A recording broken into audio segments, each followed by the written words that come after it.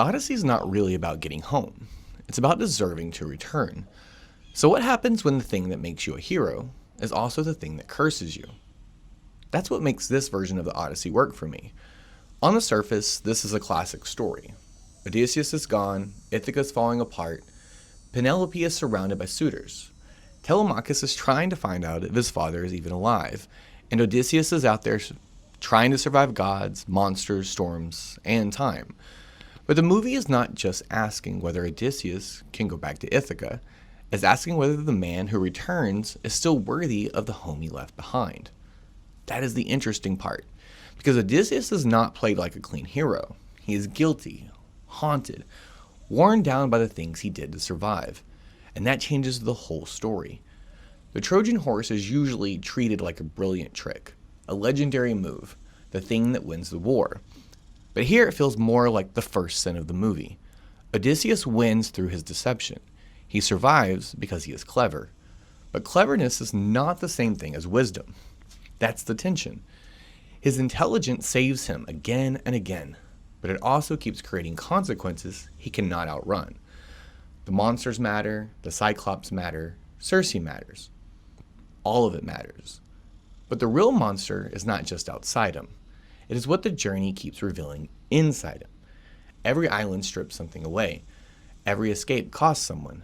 Every miracle brings him closer to home, but further from the man who left it. And that's why the nonlinear structure works. Because Odysseus is not just traveling through the sea. He is traveling through his memory. The movie feels like a man being pulled apart by the past. I also like that Ithaca is not frozen in place while he's gone. Penelope is not just waiting, she is surviving.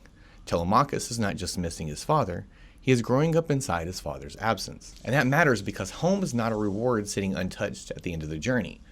Home has changed. The people inside have changed, and Odysseus has changed most of all. My main issue is that the movie is so massive and mythic that the human pain sometimes has to fight the scale. There are monsters, gods, battles, visions, prophecies, and huge images everywhere, and it's all very impressive. But the movie is strongest when it slows down and lets guilt sit in the room. Because the spectacle is not the point. The reckoning is. That's why the ending lands. Odysseus comes home. He reveals himself. He defeats the suitors. But he does not reclaim the throne and return to the life he lost. He gives the throne to Telemachus and leaves with Penelope. That choice matters.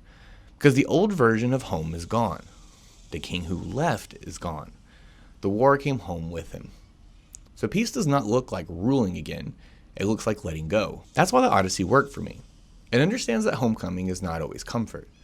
Sometimes coming home means facing the people who remember who you were and hoping they can still love the person who came back.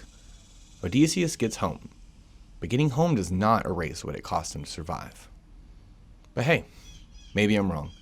Go watch the Odyssey and see for yourself.